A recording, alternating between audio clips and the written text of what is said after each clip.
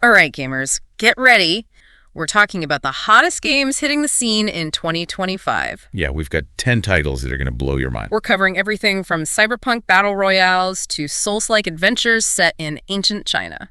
It's really exciting to see how these games are pushing the boundaries, not just with graphics and gameplay. And also with how we interact with virtual worlds and each other. Exactly. Get ready for some serious innovation. First up is Off the Grid. And don't worry, this isn't your typical battle royale. We're talking cyberpunk dystopia. Think Neil Blomkamp. You know, the guy who directed District 9. Oh yeah, I love that movie. So Blomkamp is throwing us into this world where every choice you make matters, every bullet you fire, every alliance you forge. It all feeds into this massive 60-hour campaign. It's wild. It's like they're trying to change how we think about battle royales, you know? Yeah, usually it's all about the next firefight. You know, every player for themselves. But in Off the Grid, your choices have real consequences. Like they could shape the environment, right, and force you to think long term. Exactly. It's about strategy, not just twitch reflexes. That's really interesting. So Off the Grid is definitely one to keep an eye on, especially for how it changes player dynamics in a genre that's known for, well, kind of being chaotic. Absolutely. And if you're looking for a challenge, something with a little bit more of an Eastern vibe. Oh, you mean like Wuchang?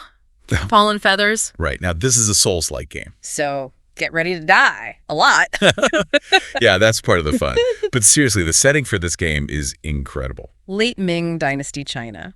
And you play as this female pirate warrior who's trying to piece together her memories while battling enemies. Yeah, both human and those infected by the feathering disease. Okay, what's the feathering? It's this mysterious disease that's ravaging the land. Sounds rough. It is.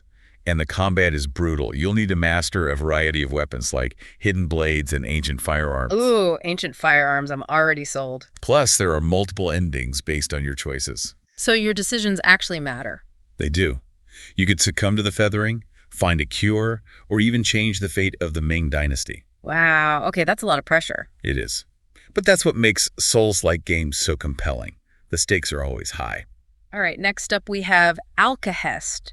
And this one's for fans of alchemy and creative problem solving. Oh yeah, if you love Dishonored, you're going to love this. Dishonored? Okay, I can see that. Lots of environmental manipulation. Exactly. But instead of magic, you're using alchemy. Alchemy, huh? So like potions and stuff. You got it. You craft potions for combat, traps, and even to alter the environment. Now, I've got to ask, how does that work in practice? Like, can you give me an example? Sure. Imagine you're facing a group of enemies.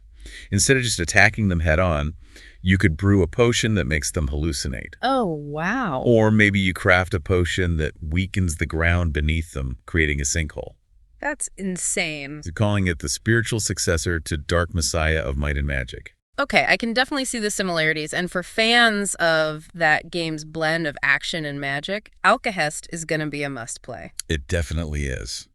Now let's switch gears a bit and talk about a game that's a little more atmospheric. You mean South of Midnight? Right. Now this game has me intrigued. It's set in the Deep South, you play as this weaver of magic, and you're tasked with mending broken bonds. Broken bonds. That's an interesting premise. Yeah, and the art style is really unique. They're using stop-motion cutscenes to tell the story. Stop motion? That's pretty unusual for a video game. It is. But it gives the game this eerie, almost dreamlike quality. I can see that. So South of Midnight is definitely one for players who appreciate a good story and a unique visual style. Absolutely. And if you're craving something a bit more intense, something with higher stakes, we got to talk about Mistfall Hunters. Oh yeah, this one looks brutal. It's like Elden Ring meets dark and darker. Exactly. But with a twist. This time, you're not just trying to survive a brutal fantasy world. You're also competing with other players to escape with your loot. So it's like an extraction shooter. Yeah, exactly. Yeah. And it adds a whole new level of tension to the gameplay. I bet. Every decision matters because if you die, you lose everything. That's right. And there are different classes to choose from, each with their own unique playstyle. So there's a lot of potential for teamwork and strategy. Absolutely. Now let's shift gears again and talk about a game that's making waves in the MMO world. You mean Legend of Ymir? Right. It's a big-budget Norse mythology MMO built on Unreal Engine 5. Okay, so huge world, stunning graphics. You got it. And they're aiming for a global release in late 2025. But what really sets this game apart is its integration of blockchain technology. Right. Players will have true ownership of their in-game assets through NFTs. So every rare sword, every piece of land you conquer. It's all yours to trade, sell, or even use to influence the game's development. Wow, that's a game changer. It is. And they're pushing for cross-platform play between PC, mobile, and console. That's ambitious. It is. But if they can pull it off, it could be the MMO that unites gamers across all platforms. All right, zombie fans, get ready because Kyle Crane is back in Dying Light. The Beast. I'm excited for this one. Me too. But it's not just more the same. Right. They're introducing a new mechanic called Beast Mode. Oh, yeah, the Beast Mode. What's that all about? Basically, it lets you transform into a more powerful, monstrous version of yourself. So enhanced strength, speed, and some brutal attacks. You got it. Sounds fun. It does. And the game is standalone, so you don't need to have played Dying Light 2 to jump in. That's good to know. So even if you're new to the series, you can still experience the thrill of tearing through hordes of zombies as a super-powered beast. Exactly. Now, speaking of things that go bump in the night. Directive 80/20. Right. It's like the Thing in space. Oh man, I love the Thing. So what's the premise here? A colony ship crash lands on an alien planet, and there's this organism on board that can mimic its prey. Okay, that's creepy. Yeah, no one is safe, and every decision you make could mean life or death for you and your crew. Sounds intense. It is.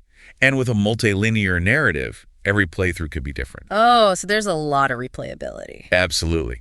Now, get ready to fire up those imaginations because Astropulse, reincarnation, is taking us on a wild ride. Okay, where are we going this time? Millions of years into the past. The pass. Yeah. A meteorite hits Earth and changes the course of evolution. So you've got humans sharing the planet with fantastical creatures and monstrous entities. Oh, wow. Okay, that's a pretty cool concept. Right.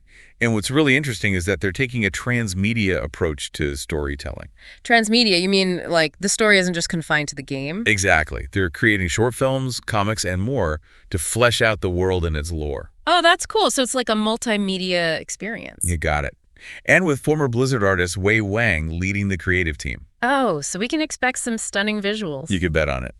And finally, we're warping to the year 2620 for Star Atlas. Star Atlas, huh?